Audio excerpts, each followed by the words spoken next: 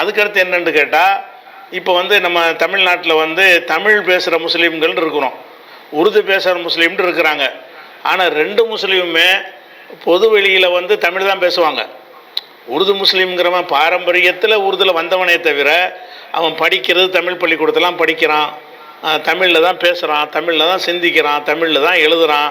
கவிக்கு அப்துல் ரஹ்மான் கூட வந்து உருது முஸ்லீம் தான். ஆனால் அவர் மாதிரி தமிழுக்கு தொண்டாற்றி யாருமே கிடையாது. அப்படி இருக்கும்போது என்ன செய்கிறான்னு கேட்டால், உருது பேசுகிற முஸ்லீமை நான் தமிழை ஏற்றுக்கிற மாட்டேன், பாப்பான நான் வந்து தமிழை ஏற்றுக்கிறவேங்கிறான். இந்த ஒட்டுமொத்தமான ஜாதி துவேஷத்தை வளர்த்தார்களோ அந்த பார்ட்னர்கள் மீது திரு சீமானுக்கு மிகப்பெரிய பாசம் வந்து விட்டது. அப்படி இல்ல, நீ அவன் தமிழன்டா அப்படின்னு நீங்க கூக்குறீங்க. அவன் தமிழ் தானே பேசுறான். அவன் வந்து 3000 ஆண்டுகளா தமிழ் பேசிட்டு என்னோட இருக்கான். பார்ப்பனியம் தனியா இந்துக்கள் தான் தமிழர்கள் என்று சொல்கிறாரா சீமான்? அப்படி சொல்ல முடியாது தம்பி. இந்து மதத்தை வச்சு ஒரு இதை வச்சு, சாதி மதத்தை வச்சு தமிழர்களை இஸ்லாமியர்கள் வீட்டிலும் வெளியிலும் உருது பேசும் பழக்கம் உள்ளவர்.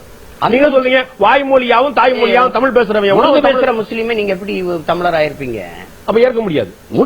உருது பேசுற முஸ்லீம் தமிழர்னா பாகிஸ்தான் இருக்க தமிழரா? உருது பேசுற முஸ்லீம் என் தமிழ்நாட்டுல இருக்கிறாங்க. அது இருக்கிறாங்க. உருது பேசுற முஸ்லீமாவே தான் ஏற்கிறோம். அவரை தமிழரா ஏன் ஏற்கணும்? ஒண்ணு அவரை தமிழரா நான் ஏற்ற நான் பைத்தியக்காரனா இருக்கணும். அவர் தன்னை தமிழர் சொன்னா அவன் பைத்தியக்காரனா இருக்கணும். உருது பேசுற முஸ்லீம் தான் அவரை தமிழரா ஏற்க முடியாது.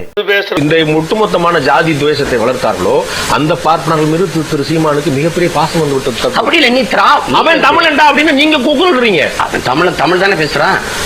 அவன் வந்து 3000 ஆண்டுகளா தமிழ் பேசிட்டு என்னோட இருக்கான். பார்ப்பனியம் தனியா இந்துக்கள் தான் தமிழர்கள். முஸ்லீம்ங்கிறதே முதல் தப்ப வழங்குறான். உருது பேசுற முஸ்லீமும் தமிழும் பேசுவான். அவன் வீட்டுக்குள்ளே பேசும்போது உருதில் பேசிக்கொள்வானே தவிர அவனுடைய பொது வாழ்க்கை பூரா தமிழ், அவனுடைய படிப்பெல்லாம் தமிழ், அவனுடைய பட்டம் பதவிகள் எல்லாமே தமிழ் தான். அவனை வந்து நான் தமிழன் என்று ஏற்றுக்கணும், நான் ஒரு பைத்தியக்காரங்கிறான். பிராமணர்கள் ஒரு தனி பாஷையை பேசுகிறார்கள், பாரம்பரியமாக அவங்க தமிழை சேர்ந்தவங்க கிடையாது. அப்படி இருந்தும் கூட அவன் எங்கே போவான்? அவனை நான் ஏற்றுக்கிறாட்டி வேறு யார் ஏற்றுக்குருவா அப்படின்னு பேசினான். அப்போ இதையெல்லாம் பார்த்தவொன்னு தான் இவன் வந்து இஸ்லாமியர்களை கருவறுப்பதற்கு இறங்கி இருக்கிறான். அப்படி இருக்கும்போது முஸ்லீம்களும் போய் அதில் விசிலடிக்கிறாங்களே, அதில் போய் சேர்றாங்களேன்னு சிந்திச்சு பார்க்கும் பொழுது தான் அதுக்கு என்ன செய்கிறான்னு கேட்டால், அவனுடைய ஆவணத்தை தேட ஆரம்பிக்கிறோம். நாம் தமிழருங்கிறவனுக்கு ஏதாவது கொள்கை வச்சுக்கிறானா, கோட்பாடு வச்சுருக்கிறானான்னு சொல்லி பைலான்னு சொல்லுவாங்கள்ல, அந்த சட்ட விதி புக்கு இருக்கான்னு பார்க்கும்போது நாம் தமிழர் ஆவணம்னு என்ன செய்கிறது, ஒரு புக்கு இருக்குது. அப்புறம் என்ன செய்கிறான்னு கேட்டால், அந்த நாம் தமிழருங்கிற ஒரு ஆவணத்தில், அதாவது அவங்களுடைய சட்ட விதியில் அவன் எழுதியிருக்கான். என்ன பக்கம் 105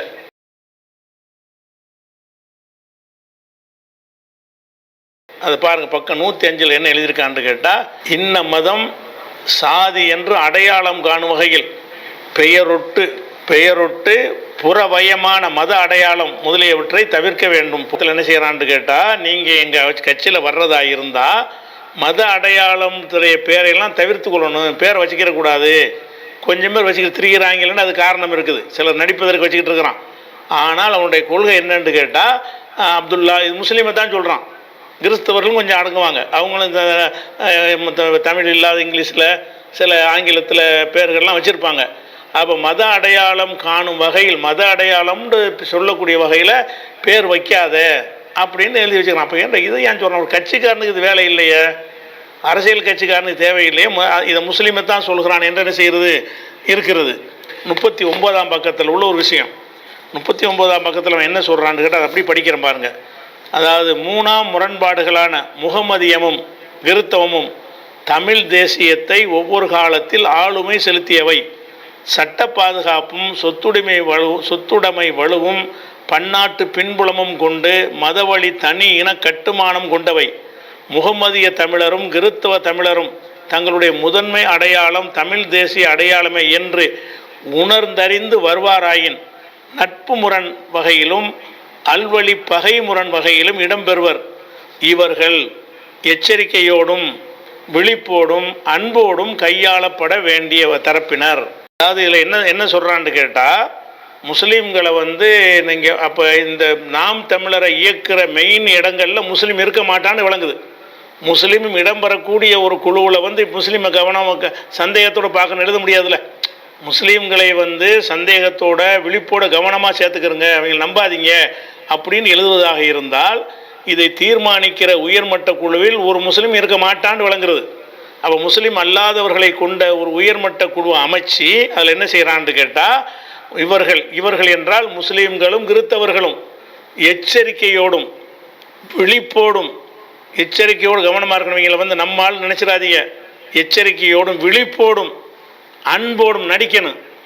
உங்களுக்கு நாங்கள் நபிகள் நாயகத்துக்கு நாங்கள் தான் நிற்கிறோன்னு பேசணும்ல, இப்படி அன்போடும் கையாளப்பட வேண்டிய தரப்பினர் அப்படின்னு சொல்லி அதில் குறிப்பிடுறான், அந்த விதியில் எழுதியிருக்கிறான்.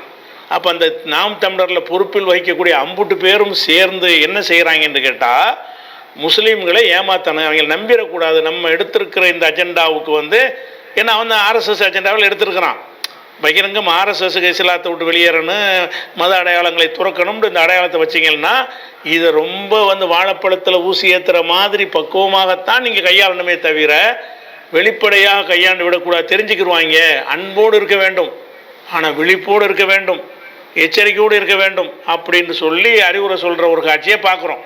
அப்போ தான் வணங்குது. இப்போ வந்து நம்மளை கருவறுக்கிறதுக்கு தான் இதை உண்டாக்கி இருக்கிறான். அவனுடைய பேச்சுக்களும் அதை காட்டுகிறது. எழுத்தில் எழுதி வைத்து தங்களுக்குள்ளே பகிர்ந்து கொண்ட நிர்வாகிகளுக்கு உள்ள பகிர்ந்து கொண்ட அந்த ஆவணத்துக்குள்ள அதில் முஸ்லீம்கள் யாரும் இடம்பெறாமல் ஆக்கிவிட்டு கிறிஸ்தவர்கள் யாரும் இடம்பெறாமல் ஆக்கிவிட்டு இவங்களுக்கு சொல்லி கொடுக்குறான், கவனமாக இருந்துக்க, இவங்களெல்லாம் சந்தேகத்துக்குரிய ஆளுக்க, இவங்களோட கேர்ஃபுல்லாக இருந்துக்க அப்படின்னு சொல்லக்கூடிய ஒரு காட்சியை பார்க்குறோம்.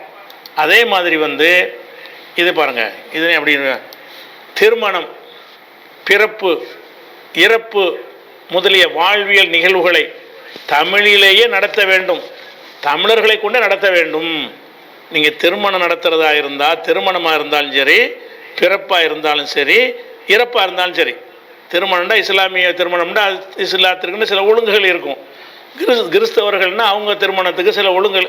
அவை திருமணம் என்று சொன்னால் முஸ்லீம்களுக்கு சில முறைகள் வைத்திருப்பார்கள், கிறிஸ்தவர்களுக்கு சில முறைகளை வைத்திருப்பார்கள், அதன்படி தான் அவங்க திருமணம் நடத்துவாங்க.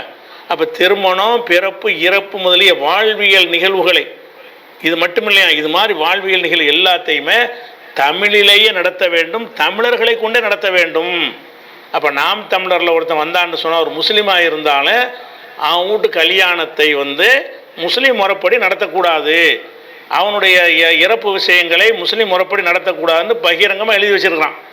இது எழுதி வச்சது ஒரு சடங்காக தான் வச்சுருக்கானான்னு கேட்டிங்கன்னு சொன்னால் சடங்காக எழுதலை, ஒரு கல்யாணத்தை இவன் நடத்தி வைக்கிறான். பாருங்கள், ஒரு முஸ்லீம்ங்கிற பெயர் தாங்கி கல்யாணம் நடத்தி வைக்கிறான். அது பாருங்கள். முதல் தமிழ்ச் சங்கத்தின் தலைவன் ஆதிப்பாட்டன் சிவனை வணங்கி குறிஞ்சி நில தலைவன் முப்பாட்டன் முருகனின் துணையோடு ஆறுபடை கட்டி எம் இனம் காத்த எங்கள் தலைவன் மேதகுவே பிரபாகரன் அவர்களின் ஆசியோடும் எனது குடும்பத்தின் மூத்த அண்ணன் செந்தமனன் சீமான் அவர்களின் வாழ்த்துக்களோடும் முகமது இஸ்மாயில் சகிலாபானு அவர்களின் மகனாகிய சதாம் ஹுசேன் ஆகிய நான் ஆதிமூலம் மகேஸ்வரி அவர்களின் மகளாகிய துர்கா தேவி அவர்களை எனது வாழ்வின் நல்லரை வாழ்க்கை துணையாக ஏற்கிறேன். இனி எனது வாழ்வில் ஏற்படும் சுக துக்கங்கள் அனைத்திலும் சமமாக மதித்து பெண் உரிமையை போற்றுவேன் என்றும் உங்கள் மீது குறையாத காதலும் மாறாத பேரன்பும் கள்ளமில்லா பாசமும் கொண்டிருப்பேன் என்றும் நான் என் உயிருக்கு மேலாக நேசிக்கும் தமிழ் மொழியின் மீதும் என் தமிழ் அன்னையின் மீதும் உறுதியிட்டு கூறுகிறேன். கூடியிருப்போர் முன்னிலையில் உங்களை எனது வாழ்க்கை துணையாக ஏற்கிறேன். அதாவது சதாம் ஹுசேன்கிற ஒரு முஸ்லீம் பெயர் தாங்கி உடைய கல்யாணம் சீமான் நின்று நடத்தி வைக்கிறான். அந்த கல்யாணத்தில் முருகனை வழிபட்டுன்னு அதை படிக்கிறான். திருமண ஒப்பந்தத்தில் வருது, முருகனை வழிபட்டு விட்டு இந்த திருமணம் செய்கிறோம், பிரபாகரன் சீமானுடைய ஆசையோடு இதை வந்து நடத்துகிறோம் என்று சொல்லுகிறான். அதை நடத்தி வச்சவன் சீமான். அப்போ தான் செய்து மத அடையாளம் திருமணம்லாம் எப்படி நடத்த வழங்குதா, திருமணமெல்லாம் எப்படி நடத்தணும் அப்படிங்கிற சும்மா எழுதி வைக்கலை, எவன் மாற்றானோ அவன்கிட்ட நடைமுறைப்படுத்திடுறது. அறகுறை நம்பிக்கையில் இருந்தால்தான் இப்போ சந்தேகத்தில் வச்சுருப்பாங்கல்ல, இல்லை நான் உங்களுக்கு எதிரில்ப்பா நீங்கள் நடத்திக்கிறங்க அப்படின்னு சிலர் விஷயத்தில் விட்டுருவாங்க. சிலர் விஷயத்தில் தனிப்பட்ட முறையில் மண்டையை கழுவி நம்ம இதெல்லாம் விட்டுறணும், நம்ம தனி திருமணத்துக்கு நீங்கள் வாங்க அப்படின்னு அழைத்து சில பேரை இப்படி திருமணம் செய்ய வச்சுமே இருக்கிறான். சும்மா ஏட்டில் எழுதி வச்சான்னு கிடையாது, இது மாதிரி எழுதி வச்சிருக்கிறான்.